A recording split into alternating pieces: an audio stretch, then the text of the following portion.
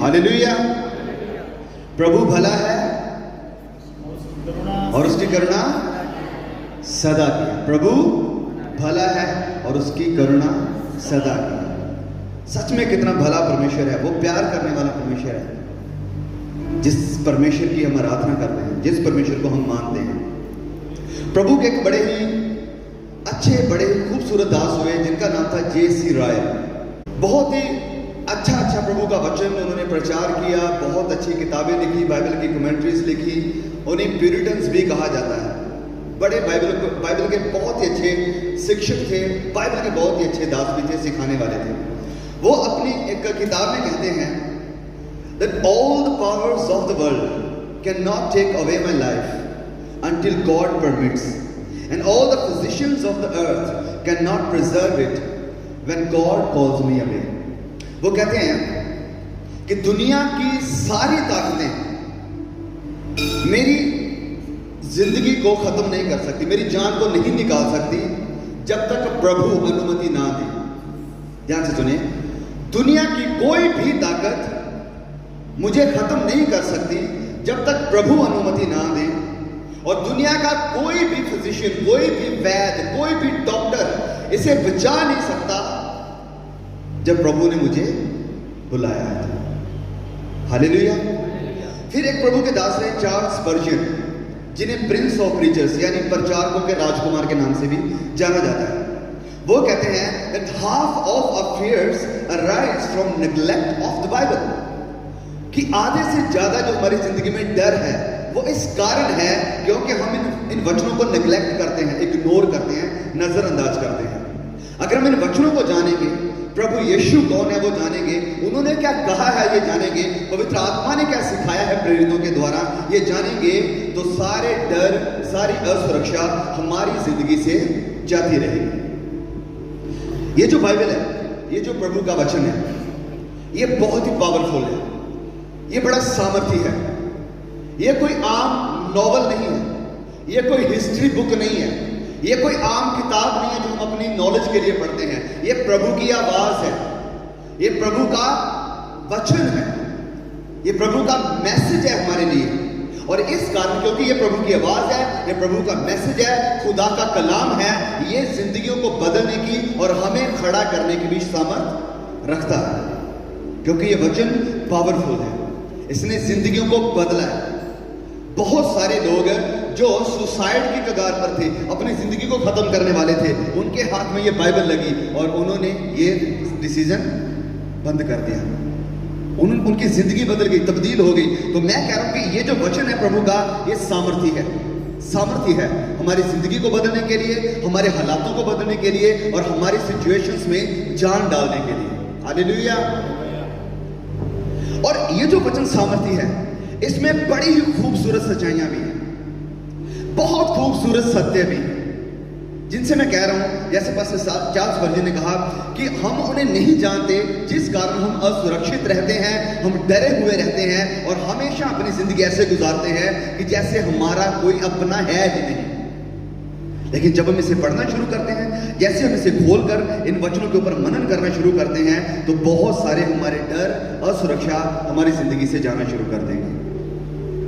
और इन्हीं सारे खूबसूरत सत्यों में से, जैसे मैं कह रहा हूं, इस वचन में बहुत सारे सत्य हैं, बहुत सारे वायदे हैं, बहुत सारी बातें हैं हमारी जिंदगी को बदल देने के लिए। आज एक वचन मैं आपके साथ शेयर करने वाला हूं, जो अगर आपने अपनी जिंदगी में बांध लिया तो आप अपनी जिंदगी में से सारी असुरक्षा को, सारी इनसिक्योरिटी को, सारे डर को, सारी चिंताओं को भूल जाओगे। बड़ा खूबसूरत वचन है और मुझे 100% श्योरिटी है, पता है कि आप में से बहुत से लोगों ने इस वचन को पढ़ा है, इस बाइबल को जानते हैं, लेकिन वो वचन के ऊपर कभी आपने ध्यान नहीं दिया होगा। लेकिन वो बड़ा पावरफुल वचन है। आइए खोले मेरे साथ यूहन्ना 17:23।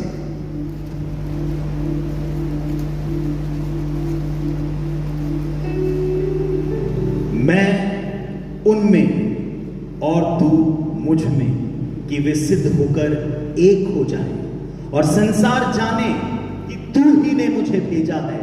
जैसा तूने मुझसे प्रेम रखा, वैसा ही उनसे प्रेम रखा। ओके, ये लास्ट जो लाइन है, जैसा, इसे दोबारा से पढ़े और ध्यान देना सब लोग। जैसा तूने मुझसे प्रेम रखा वैसा ही उनसे प्रेम रखा। हालेलुया। कितने लोगों को समझ आई ये बात? ये बहुत, जब प्रभु ने मुझे ये वचन सिखाया, जब मैं इस वचन के ऊपर मनन किया, जब मैं आराम से इस अध्याय को पढ़ रहा हूं और इस वचन के ऊपर मेरी नजर गई, तो इसने मुझे शॉक कर दिया, हैरान कर दिया कि क्यों इतने सालों से मैं बाइबल को पढ़ रहा हूं, क्यों मुझे ये कभी पता ही नहीं चला। ये वचन क्या कह रहा है? यहां पर प्रभु यीशु क्रूस के ऊपर जाने वाले हैं। ये उनकी आखिरी प्रेयर है, लास्ट प्रेयर उसके चेलों के लिए, अपने चेलों के लिए वो ये आखिरी प्रार्थना कर रहे हैं। और इस प्रार्थना के दरमियान वो कहते हैं, अपने पिता से बात करते हुए वो कह रहे हैं कि जैसा तूने मुझसे प्रेम रखा है, जैसी मोहब्बत तूने मुझसे करी है, वैसी ही, बोले सब, वैसी you love them with the same love, same, कोई डिफरेंशिएट नहीं, कुछ अलग नहीं, वही लव, वही प्यार, वही प्रेम जो पिता प्रभु यीशु से करते थे, वही प्रेम प्रभु यीशु खुद कह रहे हैं कि तूने इनसे भी प्रेम किया है, वैसा ही प्रेम तूने इनसे भी किया। प्रभु, हम जानते हैं कि पिता प्रभु यीशु से बेइंतहा मोहब्बत रखते थे, राइट? ऐसी मोहब्बत, ऐसा प्यार जिसकी कोई सीमा नहीं, कोई हद नहीं, कोई गहराई नहीं, कोई ऊंचाई नहीं, कोई मापदंड नहीं, उसका कोई सेंटर नहीं, कोई तोल, कोई मोल, कुछ भी नहीं। ऐसा प्यार था प्रभु यीशु के साथ पिता का। और इस चीज की मतलब निशानी हमें कैसे मिलती है, कैसे हमें पता चलता है कि जो पिता थे वो प्रभु यीशु से प्यार करते थे? ध्यान से सुने, प्रभु यीशु की जिंदगी की सारी डिटेल्स, प्रभु यीशु की जिंदगी की सारी बातें, हर डिटेल, हर मोड़, हर बात, हर काम, सब कुछ पिता ने पहले से ही प्लान कर गया था। समझाया कितने लोगों को? प्रभु यीशु की जिंदगी की हर डिटेल, एक एक डिटेल पिता ने पहले से ही प्लान करके रखी हुई थी। जब हम नए नियम को पढ़ते हैं, स्पेशली मत्ती की किताब, तो सारे वचनों को हम नहीं पढ़ेंगे, लेकिन कुछ गिने चुने वचनों को जरूर देखेंगे। मत्ती की किताब में जब हम देखते हैं, एक चीज हमें बार बार देखने को मिलती है, बार बार आती है वो मत्ती की किताब में स्पेशली, कि ये इसलिए हुआ ताकि ये वचन पूरा हो, ये इसलिए हुआ ताकि वो वचन पूरा हो, ये इसलिए हुआ ताकि भविष्यवक्ताओं की बातें पूरी हो। आइए खोलें मत्ती अध्याय 2 और उसके वचन 5 से लेकर 6 तक को पढ़ेंगे। Matthew chapter number 2 verse number 5 and 6। उन्होंने उससे कहा, यहूदिया के बैतलहम में, क्योंकि भविष्यवक्ता के द्वारा यों लिखा गया है। हालेलुया। ओके, दोबारा फिर पढ़ें। उन्होंने उससे कहा, यहूदिया के बैतलहम में, क्योंकि भविष्यवक्ता के द्वारा यों लिखा गया है। क्योंकि भविष्यवक्ता के द्वारा यूं लिखा गया था। वचन 6 को पढ़ते हैं। हे बैतलहम, तू जो यहूदा के प्रदेश में है, तू किसी रीति से यहूदा के अधिकारियों में सबसे छोटा नहीं, क्योंकि तुझ में से एक अधिपति निकलेगा जो मेरी प्रजा इज़राइल की रखवाली करेगा। हालेलुया। प्रभु यीशु कहां के थे? प्रभु यीशु के मां बाप कहां के थे? नाजरत के। कहां से थे? नाजरत से।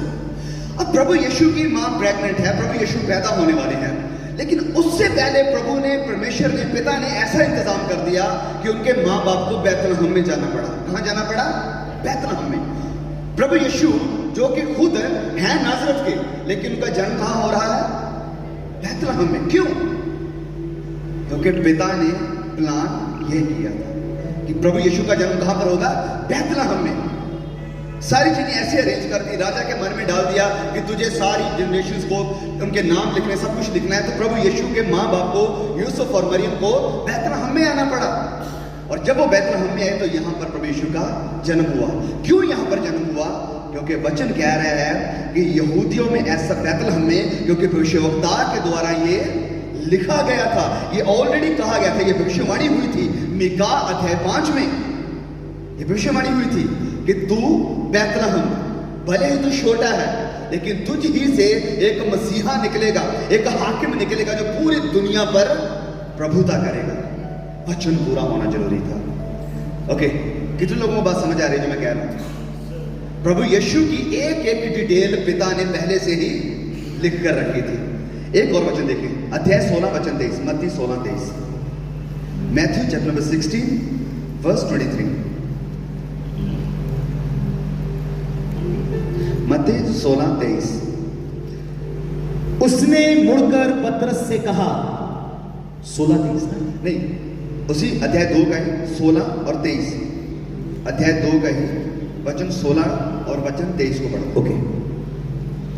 जब हेरोदेस ने यह देखा कि ज्योतिषियों ने उसके साथ धोखा किया है, तब वह क्रोध से भर गया और लोगों को भेजकर ज्योतिषियों द्वारा ठीक ठीक बताए गए समय के अनुसार बैतलहम और उसके आसपास के स्थानों के सब लड़कों को जो 2 वर्ष के थे उनसे छोटे थे मरवा डाला। तब जो वचन यिर्मयाह भविष्यवक्ता के द्वारा कहा गया था वह पूरा हुआ। वचन पूरा हुआ। हालेलुया। कितने लोगों को बात समझ में आ रही है? चलिए अब 23 को पढ़ें। और नासरत नामक नगर में जा, ताकि वह वचन पूरा हो जो भविष्यवक्ताओं के द्वारा कहा गया था कि वह वचन, कि वह नासरी कहलाएगा। हालेलुया। प्रभु यीशु का बैतलहम में जाना, बैतलहम से मिस्र को जाना, मिस्र से वापस नाजरत में आना, ये सब पिता ने पहले से ही प्लान करके रखा था। और हालात ऐसे बना दिए, वो राजा क्रोधित हुआ, वो बच्चों को मार डालना चाहता है। अब इस डर से वो लोग बैतलहम को छोड़ते हैं और मिस्र को चले जाते हैं। जब वो मिस्र में है, मिस्र में समय गुजारने के बाद अब वो वापस नाजरत में आ जाते हैं, क्योंकि नाजरत में प्रभु यीशु का पलना बढ़ना जरूरी था, क्योंकि भविष्यवक्ता के द्वारा कहा गया था कि वह नासरी कहलाएगा। हालेलुया।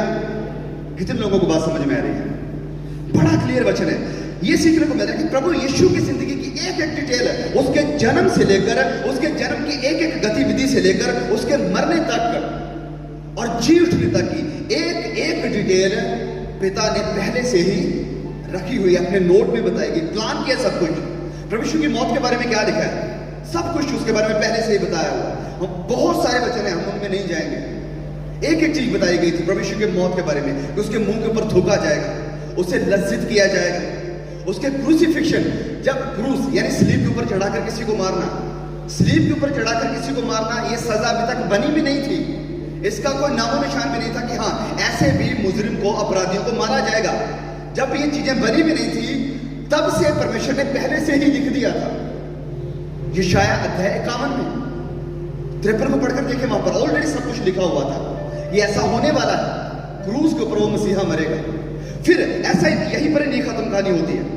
वचन लिखा कि प्रभु यीशु की एक भी हड्डी तोड़ी नहीं गई। ये भी क्यों था? ताकि वचन पूरा हो, क्योंकि वचन में लिखा गया कि उसकी हड्डियों में से एक भी हड्डी टूटी नहीं रहेगी। फिर प्रभु यीशु का मुर्दों में से जी उठना, ये सब कुछ मैं क्या कहने की कोशिश कर रहा हूं, सिंपली ये कि प्रभु यीशु, क्योंकि पिता उससे अद्भुत प्यार करते थे, बहुत प्यार करते थे, इस कारण पिता ने उसकी जिंदगी के एक एक मोड़ को पहले से ही प्लान किया हुआ था, उसके जन्म से लेकर मरने तक और जी उठने तक और दोबारा आगमन तक को भी। अब ध्यान से सुने, इसे अपनी जिंदगी पर अप्लाई करें, क्योंकि वचन में हमने क्या पढ़ा, प्रभु यीशु खुद कह रहे हैं कि पिता ने जैसा मुझसे प्रेम रखा, बोले पिता ने जैसा मुझसे यानी प्रभु यीशु से प्रेम रखा, वैसा ही, बोले वैसा ही हमसे भी प्रेम करते हैं। बिल्कुल सेम वैसा ही प्यार जैसा वो प्रभु यीशु से करते थे, हमसे भी करते हैं। अब इस वचन को अपनी जिंदगी में अप्लाई करें कि एक एक डिटेल प्रभु यीशु के बारे में अगर पिता ने पहले से ही प्लान करके रखी थी, तो मेरी और आपकी जिंदगी की, मेरे और आपके जन्म से लेकर हमारे मरण तक की एक एक डिटेल पिता के पास है। Hallelujah, hallelujah. जैसे मैंने शुरुआत में आपको बताया, जे.सी. रायल कहते हैं कि कोई मेरी जान निकाल नहीं सकता जब तक पिता अनुमति ना दे, और कोई इसे संभाल नहीं सकता, कोई वैद्य, कोई डॉक्टर इसे बचा नहीं सकता जब प्रभु मुझे बुला लेंगे। जब हम इन चीजों को जानते हैं तो हमारी जिंदगी से डर निकल जाता है, खत्म हो जाता है कि क्या होगा, कैसे होगा, क्या करेंगे, क्या नहीं करेंगे। अच्छा, प्रभु यीशु मसीह के बारे में पता क्या लिखा है? हमारी जो एक सैटरडे जूम मीटिंग होती है, बहुत सारे भाई बहन जुड़ते हैं। उसमें हम यूहन्ना के सुसमाचार की स्टडी कर रहे हैं, आयत बाय आयत, वचन बाय वचन हम उसमें पढ़ रहे हैं, उसकी स्टडी कर रहे हैं, बड़ा डीपली जाकर प्रभु के वचनों को सीख रहे हैं। प्रभु को धन्यवाद इन चीजों के लिए। अब उसकी जब हम स्टडी कर रहे हैं तो एक एक चीज हमें हैरान कर रही है। क्यों? वहां पर हम देख रहे हैं, चलो मैं चाहता हूं कि हम एक दो वचनों को पढ़ें। यूहन्ना अध्याय 5 को निकालें।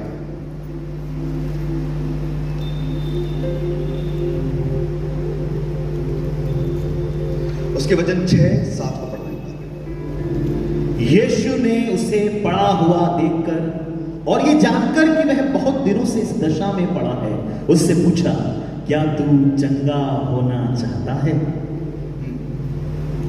आगे हाँ, उस बीमार ने उसको उत्तर दिया, हे प्रभु, मेरे पास कोई मनुष्य नहीं कि जब पानी हिलाया जाए तो मुझे कुंड में उतारे, किंतु मेरे पहुंचते पहुंचते दूसरा मुझसे पहले उतर जाता है। यीशु ने उससे कहा, उठ, अपनी खाट उठा और चल फिर। वह मनुष्य तुरंत चंगा हो गया और अपनी खाट उठाकर चलने फिरने लगा। ओके, तो यहां पर क्या हुआ? इसके बाद जब प्रभु यीशु ने इस बीमार को चंगा किया, और यह था सबत का दिन। सबत के दिन खाट उठाना इजरायलियों के मुताबिक, यहूदियों के मुताबिक गलत था, पाप था। हालांकि परमेश्वर ने यह नहीं सिखाया था। परमेश्वर ने आज्ञा तो दी थी कि सबत के दिन को मानना है, लेकिन ये जो छोटी छोटी डिटेल थी, छोटी छोटी डिटेल्स, ये सारी यहूदी लोगों ने खुद से तैयार करी थी। 67 कानून बना दिए थे, और उस किताब का नाम है मिस्ना और तालमुद। ये दो किताबें यहूदियों की, जो उन्होंने जो इंसानों की परंपराएं हैं, उन्होंने खुद बनाई हुई चीजें हैं, लिखी हुई चीजें हैं, जिसमें उन्होंने डिटेल में बताया कि सबत के दिन हमें क्या करना है और क्या नहीं करना है। और इस चीज के खिलाफ थे प्रभु यीशु। प्रभु यीशु इस इंसान की परंपराओं के खिलाफ थे। इसलिए प्रभु यीशु सबत के दिन ये काम करते थे, उन्हें ये बताने के लिए, ये सिखाने के लिए कि प्रभु ने अच्छा करने के लिए कहा है, बुरा करने के लिए नहीं। अच्छाई कर सकते हैं, लेकिन इसे ऐसी परंपरा ना बनाओ कि तुम भला करना ही बंद कर दो। तो यहां पर क्या होता है कि जब प्रभु यीशु को देखते हैं कि इसने चंगा किया सबत के दिन और खाट उठाने के लिए कहा है, तो वचन में लिखा है कि तब से ये यहूदी लोग प्रभु यीशु को मार डालने के पीछे पड़ गए। तब से प्रभु यीशु को मार डालने के पीछे पड़ गए थे। अध्याय 8 के वचन 59 को पढ़ना है, जॉन 8:59।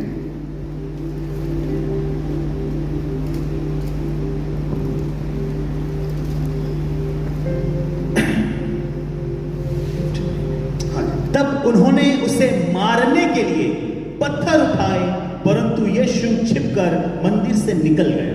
उन्होंने मारने के लिए, अब प्रभु यीशु को मारना चाहते थे, पत्थर उठाए, लेकिन इतनी बड़ी भीड़ में से प्रभु यीशु गायब हो गए।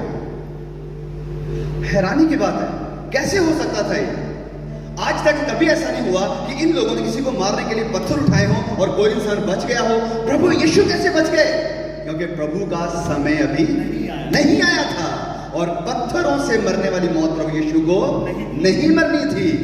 क्रूस थी उसके लिए तैयार करी गई, कोई उसे मार नहीं सका। बार बार इस अध्याय को जब हम पढ़ते हैं, बार बार देखने को मिलता है कि उन्होंने मारना चाहा प्रभु यीशु को, लेकिन प्रभु यीशु गायब। एक जगह पर लिखा है कि वो प्रभु यीशु को लेकर पहाड़ पर चले गए कि उसे वहां से गिरा देंगे। प्रभु यीशु को लेकर पहाड़ पर जा रहे हैं गिराने के लिए, लेकिन हैरानी की बात क्या, प्रभु यीशु गायब, उन्हें दिखे नहीं, मिले नहीं, कहां चले गए किसी को कोई पता नहीं। ये सब क्यों हो रहा है ऐसा? क्योंकि ये समय प्रभु यीशु का नहीं है, और ऐसी मौत प्रभु यीशु ने नहीं मरनी है। इस कारण प्रभु यीशु कभी भी असुरक्षित नहीं थे कि अरे यार, अगर मैं यरूशलेम में चला जाऊंगा तो वो मुझे मार देंगे। हम यूहन्ना की किताब से सीख रहे हैं कि प्रभु यीशु गलील में रहते थे, नाजरत में। जो नाजरत है वो पड़ता है नॉर्थन हिस्से में, और ये जो मंदिर है यरूशलेम, ये है सदर्न हिस्से में, यानी दक्षिणी हिस्से में। तो हर फेस्टिवल को मनाने के लिए यहूदियों के मेन 3 त्योहार होते थे। एक था पसहा का त्योहार, एक था झोंपड़ियों का त्योहार, और एक था पंतेकुस्त का त्योहार। इन तीनों त्योहारों को मनाने के लिए यहूदी चाहे कहीं पर भी हैं, उन्हें यरूशलेम में आना पड़ता था। और प्रभु यीशु एज ए ज्यू, एक यहूदी होते हुए उन्हें भी आना पड़ता था, वो भी आते थे। अब ये जो सब कुछ यूहन्ना में हो रहा है ना, यहाँ पर प्रभु यीशु झोंपड़ियों का पर्व मनाने के लिए आए थे। अध्याय 5 से ये शुरू होता है। झोंपड़ियों का पर्व, अध्याय 7 से झोंपड़ियों का पर्व मनाने के लिए आए थे, जब ये सब कुछ हो रहा था। और जब प्रभु यीशु यरूशलेम में आने वाले थे, उसके कई चेले से कहने लगे, प्रभु यरूशलेम में हम नहीं जाएंगे, वो तो तुम्हें मार देना चाहते थे। मारने की कहानी शुरू हुई थी अध्याय 5 से। अध्याय 5 से वो प्रभु यीशु के पीछे लग गए थे, जब उसने एक इस 38 वर्ष के बीमार को कहा था कि तो अपनी मंजा उठा, खाट उठा और निकल यहाँ से। तब से ये लोग यीशु को मारना चाहते थे। तो चेले कहने लगे, प्रभु वो तुम्हें मारना चाहते हैं, हम यरूशलेम नहीं जाएंगे। प्रभु यीशु ने ऐसा उन्हें कहा नहीं था कि प्रभु यीशु का ये जवाब हो सकता है, वो लोग मुझे हाथ भी नहीं लगा सकते हैं जब तक पिता की मर्जी ना। वो लोग मुझे हाथ भी नहीं लगा सकते हैं। क्यों? क्योंकि प्रभु यीशु को पिता प्यार करता है, और उसे क्योंकि प्यार करता है तो उसकी जिंदगी की हर डिटेल पिता के हाथ में है। पिता की मर्जी के बिना कोई भी उसके ऊपर पथराव नहीं कर पाएगा, पिता की मर्जी के बिना कोई उसे पकड़ नहीं पाएगा। ओके, मैं चाहता हूं एक और हम पढ़े वचन को, अध्याय 8 से ही।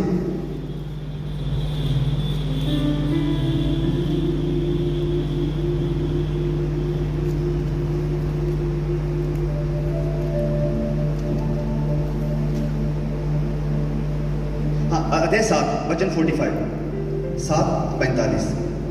तब सिपाही प्रधान याजकों और फरीसियों के पास लौट आए। उन्होंने उससे कहा, तुम उसे क्यों नहीं लाए? सिपाही ने उत्तर दिया, किसी मनुष्य ने कभी ऐसी बातें नहीं की। फरीसियों ने उसको उत्तर दिया, क्या तुम भी भरमाए गए हो? ओके, तो यहां पर क्या हुआ है? सदूकी फरीसियों ने सिपाहियों को भेजा कि जाओ प्रभु यीशु को अरेस्ट करके लेकर आओ।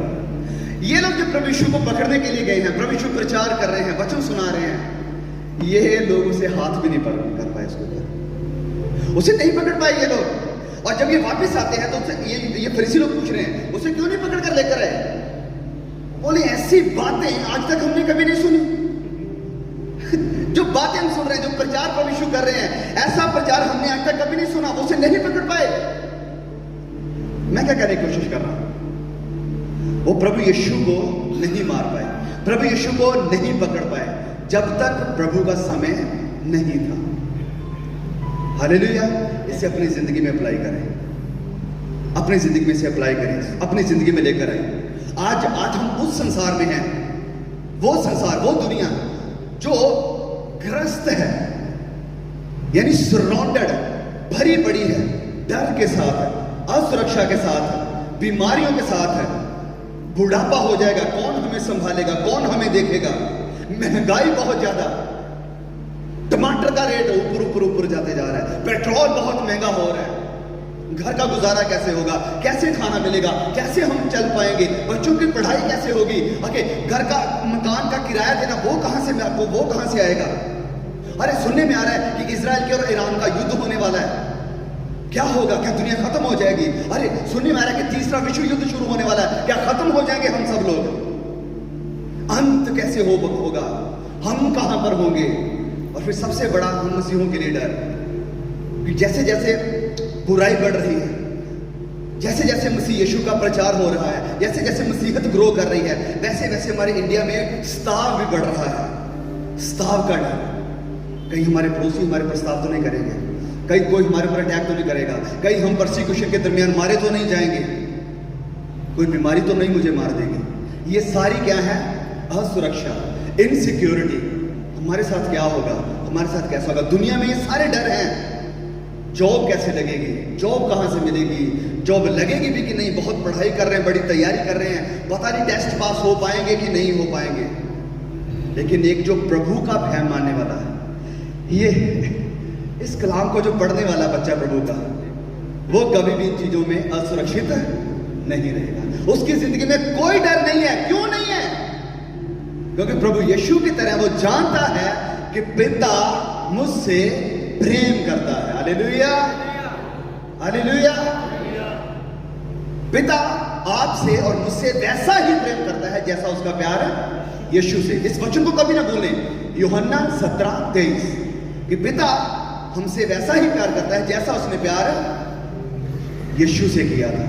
तो इस कारण कभी भी डर में ना रहें, कभी भी डर के असुरक्षित जिंदगी ना गुजारें कि कहीं मैं बीमार तो नहीं हो जाऊंगा, बीमार हो गया तो मैं चंगा कैसे हो जाऊंगा, ओके, मेरे बुढ़ापे में कौन मुझे देखेगा, कौन मुझे संभालेगा, महंगाई बहुत हो रही है, ओके, हमारा कैसे गुजारा होगा।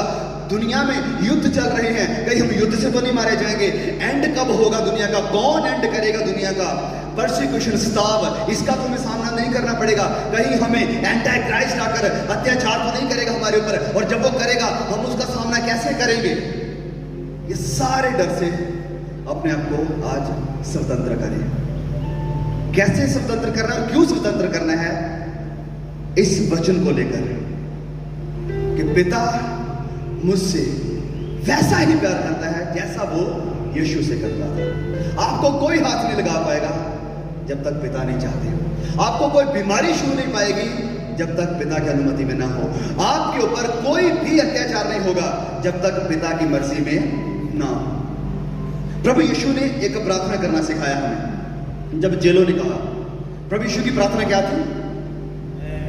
ऐ हमारे बाप। सबसे पहले उसने कहा कि जब तुम प्रार्थना करने बैठो तो ऐसे प्रार्थना करो, ऐ हमारे पिता। और जब हम ये प्रार्थना को करते हैं, जब हम इस बात को समझ जाते हैं कि पिता हमसे प्यार करता है बिल्कुल वैसा ही जैसा उसने यीशु से किया था, तो हम कभी भी अपने आप को अनाथ नहीं पाएंगे। कभी भी अपने आप को अनाथ नहीं पाएंगे, क्योंकि प्रार्थना ये सिखाई गई है, ऐ हमारे पिता। एक पिता है, और वो पिता कोई आम पिता नहीं है। अगर आज किसी इंसान का कनेक्शन होता है किसी एमएलए के साथ, किसी और बड़े सांसद के साथ, या प्रधानमंत्री या मुख्यमंत्री के साथ, तो उन्हें बड़ा घमंड रहता, उन्हें डर नहीं रहता। कोई बात नहीं, सड़क में रूल तोड़ते हुए हेलमेट नहीं भी पहना तो चलेगा। क्यों चलेगा? एक कॉल करेंगे बस, भैया पुलिस ने यहां पर पकड़ दिया, पुलिस वाले से बात कर दो, आज जाने तो भैया वो अपना ही बंदा है। होता है ना ऐसे, हमारे पंजाब में खूब होता है ऐसे। कोई रूल कोई रेगुलेशन नहीं, क्यों? अपना ही बंदा है ना, कोई बात नहीं, कॉल कर देंगे, फोन कर देंगे। मैं क्या कह रहा हूं कि उन्हें कोई डर नहीं होता कि पुलिस पकड़ देगी, ये चालान हो जाएगा। क्यों? क्योंकि अपना कोई है बड़ी पोजीशन पर, जो क्या करेगा हमें देख लेगा। अरे इन सारे मुख्यमंत्रियों से बढ़कर, एमएलए से बढ़कर, प्रधानमंत्री से बढ़कर, राष्ट्रपति से बढ़कर हमारा वो परमेश्वर है जो दुनिया का मुख्यमंत्री है। हालेलुया! वो दुनिया का मुख्यमंत्री नहीं, वो दुनिया का राजा है, बादशाह, दुनिया को चलाने वाला, इसे बनाने वाला और इसे अपने हाथों में संभालने वाला परमेश्वर है। परमेश्वर बोले मेरा पिता है, मेरा पिता है। हालेलुया! अरे परमेश्वर आपका पिता है जिसने दुनिया को बनाया, तो फिर डर किस चीज का? असुरक्षित क्यों? कि क्या होगा, कैसे होगा? जब प्रभु यीशु ने मुझे और आपको अधिकार दिया है कि आप उसे अपना पिता बुलाओ। आप अनाथ नहीं हैं, अकेले नहीं हैं, पिता आपके साथ है। यूहन्ना 1:12 को पढ़ेंगे। उसने हमें अपने बेटे और बेटियां बनाया है, और शैतान ने इस अधिकार को कई लोगों से छीन रखा है, दूर करके रखा है कि हम इस अधिकार को कभी ना जाने। इसलिए ओके, इस वचन को पढ़ने से पहले इधर देखिए, थोड़ा ध्यान दें मेरी तरफ। मैं इस बात को क्लियर करना चाहता हूँ। उस दिन हमारे रात मीटिंग भी हो रही थी पास्टर जी के घर में, वहां पर मैं ये बात कर रहा था। शैतान ने हमारे अधिकार को छीन लिया है हमसे, अद्भुत अधिकार कि हम उसे पिता कह सकते हैं। आज प्रेयर्स में क्या सिखाया जा रहा है? बड़ी बड़ी मिनिस्ट्री जो होती हैं वो वहां पर क्या सिखा, कौन सी प्रार्थनाएं होती हैं? अब्राहम, इसाक, याकूब के खुदा, उसे परमेश्वर बोलो, एलोहीम खुदा, अल शदाई खुदा, ये वो सब कुछ। हाँ वो है, मैं कहता हूं कि वो है, वो अल शदाई, एलोहीम खुदा है, वो ये सब कुछ है। वो अब्राहम, इसाक, याकूब का भी परमेश्वर है, बिल्कुल है। लेकिन प्रभु यीशु ने हमें ये नहीं सिखाया। कभी देखा आपने नए नियम में प्रभु यीशु ने ये सिखाया या चेलों ने ये सिखाया? कभी नहीं सिखाया। आपको ये फ्रेज देखने को भी नहीं मिलेगी कि अब्राहम, इसाक, याकूब के खुदा ऐसे प्रार्थना करो। लेकिन आज भी मैं कई मसीहों को देखता हूं, हमारे खुद के चर्च में भी कई ऐसे मसीह, मैं उन्हें बताता हूं, उन्हें कई बार सिखा चुका हूं कि किसी दूसरे के थ्रू जाना बंद करें। सीधा दरवाजा खोल दिया प्रभु यीशु ने, हालेलुया! उसे पिता बोले, अधिकार है आपको, इस अधिकार को पैरों तले ना रौंदे। आप कहेंगे किसी में गलत क्या है? सुने, आपके भी बच्चे हैं छोटे छोटे, हमारे भी 2 बच्चे हैं। मान लो मेरी बच्ची मेरे पास, उसने मेरे से उसने कुछ लेना है, उसे कुछ चाहिए, मेरे से बात करनी है। वो आकर हमारे जो पड़ोस के बच्चे हैं, मान लीजिए मैं उनका चाचू लगता हूं या ताऊ लगता हूं, या भाई लगता हूं, उनका नाम लेकर कहें कि अंश के चाचा, रंश के चाचा, रंजन के चाचा, उसके चाचा, प्लीज मेरी मदद करो, मुझे कैसा लगेगा? मुझे कैसा लगेगा? तो मुझे बड़ी खुशी होगी कि ये दूसरों का नाम लेकर मुझे पुकार रही है, एड्रेस कर रही है। मैं उसे जोर से कान पे दूंगा या उसे प्यार से समझाऊंगा, मैं तेरा पिता हूं, जिस कॉल मी फादर, मुझे पिता करके बुलाओ। दूसरों का नाम लेकर क्यों मेरे पास आ रहे हो? उनका चाचा, उनका ताऊ, उनका भाई, मैं बाद में हूं, सबसे पहले मैं तुम्हारा पिता हूं, मुझे पिता करके बुलाओ। और शैतान ने क्या किया है? इस अधिकार को छीन लिया है और आज भी लोग इधर से होकर आ रहे हैं। जब तक हम ऐसे रहेंगे हम अनाथ रहेंगे, जब तक हम उसे पिता नहीं कहेंगे हम अनाथ रहेंगे। हमें जो अधिकार दिया है प्रभु यीशु के लहू के द्वारा, हमें जो अधिकार मिला है प्रभु यीशु की कुर्बानी के द्वारा, हम उसे तुच्छ जानते हैं जब हम अपने खुदा को अपना पिता नहीं कहते। और ये बड़ी अद्भुत बात है कि ये अधिकार किसी और के पास नहीं है। सब लोग उसे परमेश्वर कहते हैं, ईश्वर कहते हैं, कोई अलग अलग नामों से जानते हैं, लेकिन हम उसे अपना बाप कहते हैं। हालेलुया। रिश्ता है हमारा उसके साथ। हम कोई धार्मिक चीजों में नहीं फंसे हुए हैं, हम रीति रिवाजों में नहीं हैं, हम एक रिलेशनशिप में हैं और वो रिलेशनशिप बड़ा ही गहरा है। प्रभु यीशु ने कहा कि मैंने तुम्हें अपना दोस्त नहीं कहा, जबकि उसने पहले कहा था, लेकिन क्रूस पर जाने के बाद जब वो मुर्दों में से जी उठा तब उसने कहा मरियम से, जा मेरे भाइयों से भी कह दे जाके मैं तुम्हें वहां पर मिलूंगा। उसने अपना बनाया है। पहले उसने दोस्त कहा था, लेकिन दोस्त भाइयों जैसी बातें नहीं जानता। भाई अपना होता है, दोस्त दोस्त होता है। ओके, इस वचन को पढ़े, यूहन्ना 1:12। परंतु जितनों ने उसे ग्रहण किया, जितनों ने, ध्यान दें, जितनों ने उसे ग्रहण किया। अगर आपने उसे ग्रहण किया, ये वचन आपके लिए है, अगर आपने उसे ग्रहण किया, उसने उन्हें परमेश्वर की संतान, उसने, परमेश्वर ने उन लोगों को जिन्होंने ग्रहण किया से उन्हें क्या दिया है? परमेश्वर की संतान होने का अधिकार। अधिकार। संतान अपनी होती है, बाप अपना होता है, पिता अपना होता है। अधिकार दिया है ये हमें अधिकार है ये कि हम उसे अपना पिता कहेंगे। तो उसने हमें अपनी संतान बनाया है। पहला यूहन्ना 3:1 को पढ़ना, बिल्कुल बाइबल के लास्ट में आ जाए। पहला यूहन्ना 3 और उसके वचन 1 को। देखो पिता ने हमसे कैसा प्रेम किया है। ओके, प्रेम। परमेश्वर ने हमसे, बोले परमेश्वर ने हमसे, बोले मेरे साथ, परमेश्वर ने हमसे ऐसा प्रेम रखा है। कैसा प्रेम? पढ़े कि हम परमेश्वर की संतान कहलाए। हालेलुया। कि हम परमेश्वर की संतान यानी परमेश्वर के बेटे और उसकी बेटियां कहलाएं। ये ऐसा प्रेम है परमेश्वर का। ये नई वाचा की, ध्यान से सुने, नई वाचा। जब मैं नई वाचा कहता हूं तो नई वाचा का मतलब नया नियम नहीं, नए नियम की 27 किताबें नहीं। नई वाचा मतलब प्रभु यीशु के लहू से मिली वाचा। प्रभु यीशु के लहू के द्वारा हम परमेश्वर के बेटे और बेटियां बने हैं। नई वाचा का मतलब ये कि हम अब मूसा के द्वारा नहीं रिलेट करते परमेश्वर के साथ, अब हम यीशु के द्वारा रिलेट करते, उसके लहू के द्वारा। नई वाचा में और पुरानी वाचा में बहुत बड़ा अंतर है। ध्यान से सुने, पुरानी वाचा में 5 वाचाएं थी, 5 वाचाएं, मैं उनको सारी डिटेल में नहीं जाऊंगा। उसने अब्राहम से वाचा बांधी, उसने फिर नूह से भी वाचा बांधी थी, उसने आदम और हवा से भी वाचा बांधी थी, दाऊद से वाचा बांधी, यहूदा से भी वाचा बांधी। ये 5 अलग अलग वाचाएं थी, यहूदियों के साथ है। वाचाएं क्या थी? परमेश्वर ने उन्हें संसार की चीजें देने का वायदा किया था। वाचा में ये शामिल था, संसार की आशीषें इजरायलियों के लिए। क्यों था? क्योंकि परमेश्वर एक प्रजा को तैयार कर रहा था। अगर एक प्रजा को तैयार करना है तो संसारिक आशीषें उनके लिए होना जरूरी था, क्योंकि वो संसार के लिए तैयार हो रही थी, क्योंकि इनके थ्रू एक मसीहा आना है। तो जब परमेश्वर इनसे वाचाएं बांधी तो उन्हें संसार की आशीषों का वायदा भी किया। परमेश्वर ने कहा कि मैं तुम्हें जगह दूंगा, कनान, जहां कहीं तुम पैर रखोगे वो जगह तुम्हारी हो जाएगी। ये वाचा किनके साथ थी? यहूदियों के साथ। आज ये हमारे साथ नहीं है। नए नियम में ये वाचा कहीं भी नहीं है कि जहां तुम पैर रखोगे वो जगह तुम्हारी हो जाएगी। संसार की जगह हमारी नहीं है, हमारे लिए एक कनान है, और वो हमारा कनान कहाँ है? स्वर्ग में। हालेलुया। क्योंकि ये नए नियम में लिखा हुआ है कि हम एक ऐसे देश के इंतजार में हैं जो हाथ और सोने और चांदी से नहीं बना, जिसका बनाने वाला, जिसका कर्ता खुद परमेश्वर है। इस्राएलियों के साथ कनान का वायदा था, संसार की जमीन का वायदा था, लेकिन हमारे साथ वायदा प्रभु यीशु का है कि मैं जाता हूं तुम्हारे लिए जगह तैयार करता हूं ताकि जहां मैं रहूं वहां तुम भी। ये नई वाचा का प्रॉमिस है। पुरानी वाचा का प्रॉमिस कनान, दुनिया की प्रॉमिस था।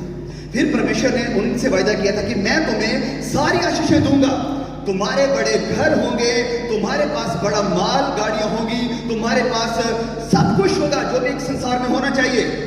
लेकिन नए नियम की ये आशीषें नहीं है। नए नियम में लिखा है इफिसियों 1 में कि परमेश्वर ने हमें सारी आत्मिक आशीषों के साथ आशीषित किया है। आत्मिक आशीषें हैं। पुराने नियम में परमेश्वर ने उन्हें संसारिक बच्चे देने का वायदा किया था कि अगर तुम मेरा भय मानोगे, मेरी आज्ञाओं को मानोगे, तो मैं तुम्हें बहुत सारे बच्चे दूंगा। नए नियम में यह वायदा नहीं है। हाँ, परमेश्वर हमें वो बच्चे दे सकते हैं, संसार की आशीषें भी दे सकते हैं, घर भी दे सकते हैं, लेकिन अगर नहीं भी है तो भी हम परमेश्वर की महिमा कर सकते हैं। Hallelujah, hallelujah. क्योंकि पर नए नियम का वायदा है आत्मिक बच्चे। पुराने नियम में संसारिक बच्चे थे, नए नियम में आत्मिक बच्चे हैं कि तुम बहुत सारा फल लो। आत्मिक बच्चे क्या? जब आप किसी को सुसमाचार सुनाते हैं, जब आप किसी को मसीह के पास लेकर आते हैं, जब आप किसी खोए हुए को परमेश्वर की संतान बनाते हैं, आप आत्मिक बच्चे पैदा कर रहे हैं। हालेलुया। अभी जब हम गाड़ी में आ रहे थे, पास्टर शिबू वर्गीस जी बता रहे थे कि कैसे एक इंसान उन्होंने रेलवे स्टेशन से पकड़ा जो भीख मांगा करता था, प्रभु को नहीं जानता था, उनके साथ सुसमाचार सुनाया, उन्हें वचन सुनाया, और जब उन्हें वचन सुनाया तो वो कायल हुआ, प्रभु के पास आने लगा, और अब वो चर्च में आता है, उन्होंने बपतिस्मा लिया, वो एक आत्मिक बच्चा पैदा हो गया। ये आत्मिक बच्चा पैदा हो गया। ये बुलाने के लिए परमेश्वर ने सबको कहा है, मैं, आप, हम सब हैं इस चीज में शामिल। ये जिम्मेदारी सिर्फ किसी पास्टर की नहीं है। प्रभु यीशु ने सबको यह आज्ञा दी है कि जाओ सारी दुनिया में सुसमाचार का प्रचार करो और लोगों को चेले बनाओ और उन्हें पिता, पुत्र, पवित्र आत्मा के नाम में बपतिस्मा दो। ये आज्ञा सभी के लिए है। इसमें बहनें भी हैं, इसमें भाई भी हैं, ये हम सब एवेंजलिस्ट हैं, प्रभु यीशु की गवाह हैं। हालेलुया। इफिसियों 1:3 का पढ़ेंगे। इफिसियों 1:3। हमारे प्रभु यीशु मसीह के परमेश्वर और पिता का धन्यवाद हो, उसने हमें मसीह में स्वर्गीय स्थानों में। हालेलुया। मसीह में। किसमें? मसीह में। मूसा में नहीं। इस्राएलियों को मूसा में और अब्राहम में संसारिक आशीषों का वायदा था। अब नई वाचा को सुने, क्योंकि कई झूठे आज के प्रचारक, झूठे नबी, संसार के ऊपर आपका मन लगाने वाले भविष्यवक्ता, वो ये वचन कभी नहीं पढ़ाएंगे आपको, क्योंकि वो आपका मन यहां पर लगा रहे हैं। यहूदियों की तरह आप यहूदी नहीं हैं, आप परमेश्वर की संतान हैं। हालेलुया। पढ़े इस वचन को दोबारा से। हमारे प्रभु यीशु मसीह के परमेश्वर और पिता का धन्यवाद हो कि उसने हमें मसीहा में स्वर्गीय स्थानों में सब प्रकार की आत्मिक क्या? आत्मिक आशीष दी है। कितना खूबसूरत वचन है। अगर ये वचन पुराने नियम को लिखा गया होता तो ये कुछ अलग होता। पुराने नियम में होता कि हमारे यहोवा परमेश्वर का धन्यवाद हो, वहां पर पिता नहीं आता, वहां पर यीशु नहीं आता। हमारे यहोवा परमेश्वर का धन्यवाद हो जिसने हमें मूसा में, अब्राहम में सारी कनान की आशीषें, बच्चों की आशीषें, जमीन की आशीषें, जयवंत होने की आशीषें, अपने दुश्मनों को खत्म कर देने की आशीषें, विरोधियों के ऊपर, फिलिस्तियों के ऊपर जयवंत होने की आशीषें दी हैं। नहीं, ये नए नियम का है, ये नई वाचा की है, और नई वाचा के हम हैं। हम नहीं बचा के, और हमारी आशीष क्या है कि हमारे प्रभु यीशु के परमेश्वर और पिता का धन्यवाद, उसने हमें मसीह में स्वर्ग के स्थानों में, हालेलुया, स्वर्ग के स्थानों में वो आशीष जो आप दुनिया में कहीं भी नहीं खरीद सकते, सब प्रकार की आशीषों के, सब प्रकार की आशीषों से आशीषित किया है, आत्मिक आशीषों के साथ। आज के लोग कहते हैं कि अगर आप मसीह में हैं तो आप सक्सेसफुल होने के लिए बुलाए गए हैं, you are called to be at number 1। नहीं प्रियो, नहीं नहीं नहीं, झूठ का शिकार ना बने। अगर आप नंबर 1 होने के लिए बुलाए गए हैं तो चलो थोड़ा सा टेस्ट करते हैं कि हमारा परमेश्वर पावरफुल है या नहीं है। ये जो प्रोस्पेरिटी प्रचारक हैं, ये हमारे परमेश्वर को नीचा दिखा रहे हैं। आप कहेंगे कैसे? ध्यान से सुने, अगर हम नंबर 1 होने के लिए बुलाए गए हैं, इंडिया का नंबर 1 अमीर इंसान कौन है? कौन है? Is he a Christian? क्या वो प्रभु को मानता है? नहीं। तो इसका मतलब फिर ये हुआ कि उनका परमेश्वर हमारे परमेश्वर से ज्यादा पावरफुल है।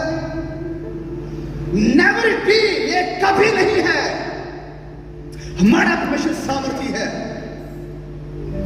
क्योंकि उसने हमें संसारिक आशीषों से नहीं, वचन कह रहा है कि स्वर्ग स्थानों में आत्मिक आशीषों के साथ ब्लेस किया है। ओके, ये था इंडिया में सबसे पहले नंबर का इंसान कौन है? पूरी दुनिया में पहले नंबर का इंसान कौन है? बर्नार्ड एस्ट्रोनॉट, वो क्रिश्चियन नहीं है। फिर पिछले 1-2 साल में एलोन मस्क भी रहा, वो क्रिश्चियन नहीं है। डायरेक्ट उसके इंटरव्यूज देखो यूट्यूब के ऊपर, वो इनकार करता है कि मैं मसीह नहीं हूं। वॉरेन बफेट, क्या वो क्रिश्चियन है? नहीं। फिर अमेज़न का जेफ बेजोस, क्या वो क्रिश्चियन है? नहीं।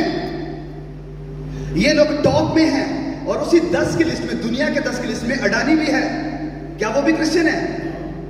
तो क्या हमारा परमेश्वर कमजोर है? नहीं। लेकिन इसीलिए मैं कह रहा हूं, ये जो प्रोस्पेरिटी प्रचारक हैं हमारे परमेश्वर को कमजोर बना रहे हैं। हम नंबर 1 दुनिया में होने के लिए नहीं बुलाए गए हैं, नंबर 1 प्रभु की नजरों में होने के लिए बुलाए गए हैं। Hallelujah, hallelujah. दुनिया के पास सारी संसार हो सकता है उन्होंने दुनिया को जीत लिया हो, हर एक चीज के ऊपर उनका कंट्रोल हो, लेकिन उनके पास आत्मिक आशीषें, स्वर्गीय आशीषें, जिनका वायदा परमेश्वर ने मेरे साथ और आपके साथ किया है। हमारे पास सारा दुनिया का धन दौलत नहीं है, हो सकता है टॉप दुनिया के अमीर इंसानों की लिस्ट में हमारा नाम ना आए, हो सकता है दुनिया के टॉप 10 की लिस्ट में हमारा नाम ना आए, लेकिन स्वर्ग के जीवन की किताब में हमारा नाम लिखा हुआ है। हालेलुया। उस परमेश्वर को धन्यवाद दें, महिमा करें उसकी तालियों के साथ। हालेलुया। हमारे पास सब आशीषें नहीं है, हम बड़े धनी, बड़े अमीर तरीन लोग नहीं हैं, सारी फैसिलिटीज हमारे पास नहीं है। हमारे पास पवित्र आत्मा है, हमारे पास यीशु है, और यीशु काफी है। यीशु काफी है, बोले यीशु काफी है, यीशु काफी है। हालेलुया। प्रभु यीशु जब इस दुनिया में थे, वो दुनिया के नंबर 1 वर्ल्ड के अमीर इंसान नहीं थे। प्रभु यीशु दुनिया के अमीर इंसान नहीं थे। वचन देखा कि सर ढाकने की भी उसके पास जगह नहीं है। जो अमीर उसके पास आए, उनसे क्या कहा? जो कुछ है हमारी मिनिस्ट्री में दे दे, हमारी मिनिस्ट्री में बो दे, तुझे प्रभु 10 गुना वापस दे देगा। क्या कहा प्रभु ने? कंगालों को बांट दे, मुझे नहीं चाहिए, हमारा सेविंग अकाउंट ऑलरेडी फुल है। हालेलुया। जहां से कंगालों में बांट दे। आज के प्रचारक होते तो वो कहते हैं हमारी मिनिस्ट्री में बो दे, प्रभु तुझे बहुत आशीष देगा। फिर चेलों को, चेले क्या दुनिया के नंबर 1 वर्ल्ड के इंसान थे अमीरों में? नहीं। जैसे मैं कल ही बात कर रहा था, जब वो मंदिर में जा रहे हैं, एक भिखारी मांग रहा है सोना चांदी दे दो, बोले नहीं है भैया, नहीं है कुछ भी ऐसा, सोना चांदी हमारे पास नहीं है, सेविंग अकाउंट में 1 भी रुपया नहीं है, बटुआ खाली है, लेकिन जो है वो देते हैं कि यीशु के नाम से चंगा हो जा। यीशु है हमारे पास, और वो तुझे दे रहे हैं। हालेलुया। ये सबसे बड़ी आशीष है। और जब हम ये जान लेते हैं कि पिता हमारे पास है, जो हमारा बाप है परमेश्वर, और मसीह यीशु और उसका आत्मा हमारे पास है, तो हमें कभी भी खौफ, कोई असुरक्षितता, कोई डर, कोई भय नहीं रहेगा कि कैसे जिंदगी चलेगी। क्योंकि हम जानते हैं कि हमारा पिता कौन है, हम जानते हैं हमारा बुलाने वाला कौन है, हम जानते हैं हमारी असल आशीषें क्या है। पवित्र आत्मा, पवित्र आत्मा के बारे में लिखा है कि वो हमारा मददगार है। पढ़े मेरे साथ यूहन्ना 14:16 को। यूहन्ना अध्याय 14:16। यदि तुम मुझसे प्रेम रखते हो, यदि तुम मुझसे प्रेम रखते हो तो मेरी आज्ञाओं को मानोगे। तो मेरी आज्ञाओं को मानोगे। मैं पिता से विनती करूंगा, मैं पिता से विनती करूंगा, और वह तुम्हें एक और सहायक देगा, तो वो तुम्हें एक सहायक देगा। कि सर्वदा तुम्हारे साथ, वो हमेशा तुम्हारे साथ रहेगा। वचन 18 में आ जाइए। मैं तुम्हें अनाथ नहीं छोड़ूंगा। अनाथ नहीं छोड़ूंगा। हालेलुया। मैं तुम्हें अनाथ नहीं छोड़ूंगा। बड़े दुख की बात है कि आज कई मसीह जो हमेशा डर के रहते हैं, जो हमेशा सुरक्षितता में रहते हैं, जो हमेशा चिल्लाते रहते हैं, हमेशा नेगेटिव रहते हैं, हमेशा रोते रहते हैं, उन्होंने अब तक भी नहीं जाना कि हमारा पिता है वो अभी भी अनाथ की जिंदगी गुजार रहे हैं। प्रभु यीशु कह रहे हैं कि मैं तुम्हें अनाथ नहीं छोड़ूंगा, मैं तुम्हें कभी भी अनाथ नहीं छोड़ूंगा। प्रभु यीशु ने अनाथ हमें नहीं छोड़ा है, लेकिन आज कई लोग अनाथ बनकर बैठे हैं। अगर आप में से कोई आज अनाथ बैठा है, जिसे लगता है कि मैं डर में हूं, ये क्या होगा, वो क्या होगा, घर कैसे चलेगा, परिवार कैसे चलेगा, बच्चे कैसे पढ़ेंगे, नौकरी कैसे लगेगी, हो निकले इससे बाहर। अनाथ नहीं है आप, आपका एक बाप है, आपका एक बाप है। उस दिन पास्टर जीतू के यहाँ मीटिंग कर रहे थे, मैंने ये एग्जांपल दी थी, बताया था, और मैं फिर इस बात को शेयर करना चाहता हूं इससे पहले कि हम आगे बढ़े। आप लोगों के भी बच्चे हैं, हमारे भी बच्चे हैं। मेरी बच्ची 3.5 साल की है, वो सब बातों को जानती है, समझती है। वो सोचने लगे, पापा हम कपड़ा कहां से पहनेंगे, खाना मुझे कहां से मिलेगा, मेरी पढ़ाई का खर्चा कहां से आएगा, मेरी किताबें कहां से आएंगी, मुझे गिटार चाहिए वो कहां से आएगी, मुझे मेरे खिलौने कहां से आएंगे, मुझे टेंट हाउस कहां से मिलेगा। क्या बच्चा ये चिंता करता है? क्या कभी बच्चे को ये कहते हुए सुना आपने? कभी सुना आपने? अरे नहीं सुनेंगे आप, मैंने कभी नहीं सुना ऐसा। क्यों नहीं वैसे कहते? क्यों नहीं कहते वैसा? उन्हें पता है पापा है ना, पापा है, बस पापा को बोल रहे हैं, हमें क्यों चिंता करनी है, पापा है ना चिंता करने वाले। बस पापा को बोलेंगे और वो गिटार लाकर देंगे, वो टेंट हाउस लाकर देंगे, वो चिप्स लाकर देंगे, वो कपड़ा लाकर देंगे, वो हर जरूरत को पूरा करेंगे, क्योंकि पापा हैं। जो अनाथ बच्चे होते हैं उन्हें चिंता रहती है, वो भूखे रहते हैं, उनकी जरूरतें पूरी नहीं होती, वो रोते रहते हैं, नेगेटिव रहते हैं, सोचते हैं कि आज खाना कहाँ से आएगा हमारे लिए, माँ गई है मांगने के लिए, पता नहीं कुछ मिलेगा नहीं मिलेगा, खुद जाकर मांगना पड़ेगा, घर घर में जाकर, पता नहीं कोई देगा या नहीं देगा। अनाथों को चिंता है, लेकिन जिनका बाप है उन्हें कोई चिंता नहीं है। प्रियो, आप अनाथ नहीं है, प्रभु ने आपको अनाथ नहीं छोड़ा है, आपको प्यार करने वाला है। वो प्यार करने वाला परमेश्वर है जो यीशु से प्यार करता था, और वैसा ही प्यार वो आपसे भी करता है, आपसे भी करता है, मुझसे भी करता है। बोले हालेलुया। एक वचन को खोलेंगे, रोमियो 2:11। ओके, बोर तो नहीं हो रहे आप लोग? खत्म कर दें वचन को? ओके, बस थोड़ा सा है, फिर हम रोकेंगे वचन को। रोमियो 2:11। क्योंकि परमेश्वर किसी का पक्षपात नहीं करता, परमेश्वर पक्षपात नहीं करता। इसीलिए जिन्होंने बस बस बस, इंग्लिश में लिखा है God is not partial, there is no partiality with God. परमेश्वर किसी के साथ पार्शियलिटी नहीं करते। चर्चेस में पार्शियलिटी हो सकती है, आपके घर में पार्शियलिटी हो सकती है, आपके काम की जगह में पार्शियलिटी, पक्षपात हो सकता है, लेकिन परमेश्वर के यहां कोई पक्षपात नहीं है। पिता कभी वैसे नहीं कर सकते, नहीं मैं अपने बेटे यीशु से ज्यादा प्यार करता हूं जो बाकी लोग उनसे कम प्यार करता हूं। वचन कह रहा है कि परमेश्वर में कोई पक्षपात नहीं, कोई पक्षपात नहीं। बोले परमेश्वर पक्षपात नहीं करते। जैसा प्यार, जैसी मोहब्बत, जैसी प्लानिंग उसकी प्रभु यीशु के साथ थी, प्रभु यीशु के प्रति थी, वही प्लानिंग, वही प्यार, वही फिक्र उसे तुम्हारी भी है, तुम्हारी भी है। Hallelujah, hallelujah. यूहन्ना 20:17 में जैसे मैं आपको बता रहा था, वहां पर लिखा है कि ब्रदर, प्रभु यीशु ने अपने चेलों को भाई कहा है। भाई, प्रभु यीशु ने क्या कहा है? सोचे इसके बारे में, थोड़ा सा सोचे, थोड़ा सा सोचे, थोड़ा सा। भागना नहीं है, भागना नहीं है, सोचे। प्रभु यीशु ने क्या कहा? भाई। भाई कौन होता है? जो एक ही पिता से होता है। हालेलुया। प्रभु यीशु ने हमें भाई कहा है, मतलब कि वो कह रहे हैं कि हम सबका पिता एक ही है, एक ही है। अब हम सबका पिता अगर एक है, प्रभु यीशु ने हमें भाई कहा है, तो हम कैसे होने के लिए बुलाए गए हैं? चलिए इसको पढ़ते हैं। रोमियो 8:29, रोमियो अध्याय 8:29।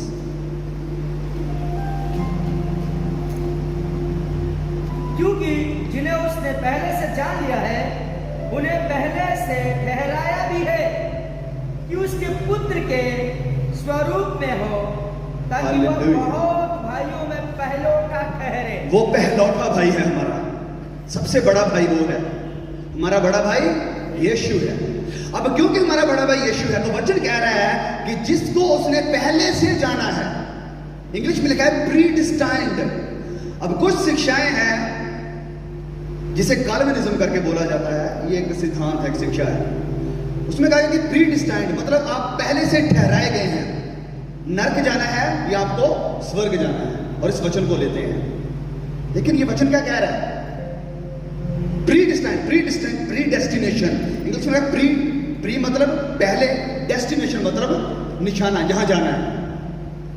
ओके, थोड़ा सा कॉम्प्लिकेटेड होगा, ध्यान से सुनिए। ये क्या कि जिनको उसने पहले से जाना, उन्हें ठहराया भी है, प्रीडेस्टाइन्ड। अब थोड़ा सा एग्जांपल देकर बताता हूं, क्योंकि फिर जब मैं एग्जांपल देता हूं थोड़ा चीजें को समझना इजी हो जाता है। मैंने जब यहां आना था तो मेरी टिकट बुक हुई थी। टिकट बुक हुई थी अमृतसर से कोलकाता। ओके, ध्यान से सुनिए, अमृतसर से कोलकाता। मेरे हाथ में प्लेन के ऊपर बैठने से पहले ही एक टिकट है, उसमें प्रीडिस्टाइन्ड है कि मैं अमृतसर से कोलकाता जाऊंगा। मेरी टिकट में क्या लिखा है कि मैं अमृतसर से कोलकाता जाऊंगा। मेरी टिकट का ये डेस्टिनेशन है। डेस्टिनेशन क्या है? कोलकाता। डेस्टिनेशन मतलब जाना, जहां पहुंचना है, जहां निशाना है। हमारा भी एक निशाना है, हमें भी कहीं पहुंचना है, और वो पहुंचना कहां पर है ये वचन में कह रहा है। ध्यान से सुने, मेरा निशाना कहां पहुंचने का था? कोलकाता। प्रीडिस्टाइन्ड, पहले से ही निर्धारित था। मेरे और आपके पास भी एक टिकट है, आत्मिक टिकट। उसमें परमेश्वर ने पहले से ही ठहरा दिया है कि हमें यहां से यहां तक पहुंचना है।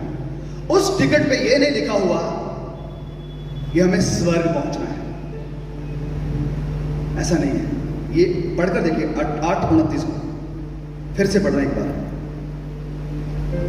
क्योंकि जिन्हें उसने पहले से जान लिया है, पहले से जिन्हें जाना है उसने उन्हें पहले से ठहराया, उन्हें ठहराया है, डिस्टाइन्ड किया है, नियुक्त कर दिया है। क्या, किस चीज के लिए? उसके पुत्र के स्वरूप में हो।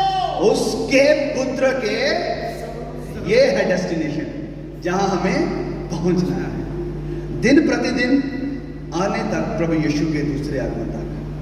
पवित्र आत्मा यही काम कर रहा है। पवित्र आत्मा को परमेश्वर ने एक रिस्पॉन्सिबिलिटी दी है। प्रभु यीशु लोगों को रिडीम करेंगे, पवित्र आत्मा लोगों को पवित्र बनाएगा, प्रभु यीशु के जैसा बनाएगा। ये पवित्र आत्मा की सेवकाई है। और ये वचन कह रहा है कि यस, प्रभु परमेश्वर ने जिन्हें जाना है उन्हें पहले से ठहराया कि वो उसके पुत्र के स्वरूप में हो, जो भाइयों से पहलौठा है। और जो हमारा बड़ा भाई है, हमें उसके जैसे बनना है, परमेश्वर ने ये ठहराया है।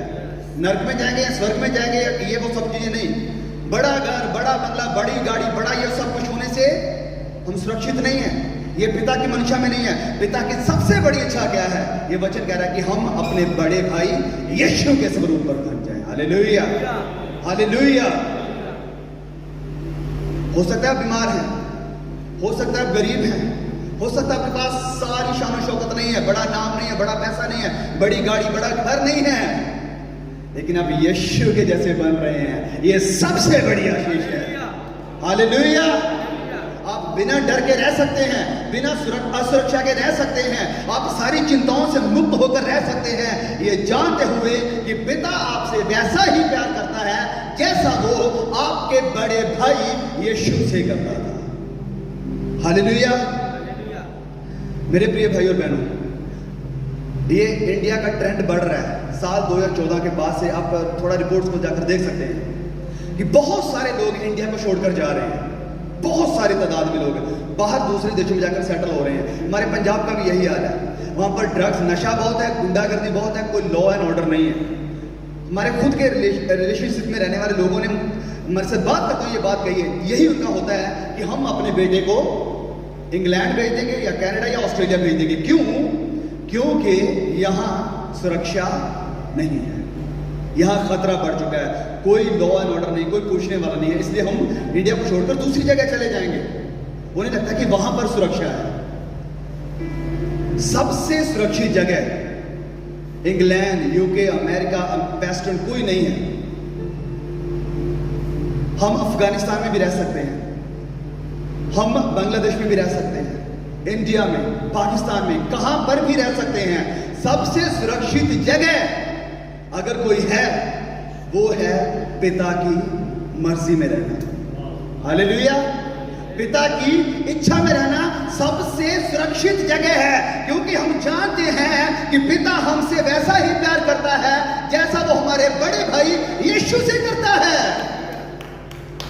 अगर एक एक डिटेल प्रभु यीशु के बारे में पिता ने ठहराई थी, उसने आपकी और मेरी भी ठहराई हुई है। इस कारण सारी असुरक्षा से बाहर आए, प्रभु यीशु को माने, पिता के ऊपर विश्वास रखें कि वो आपका पिता है, और ये प्रार्थना करना शुरू कर दें, ऐ हमारे बाप, ऐ हमारे पिता।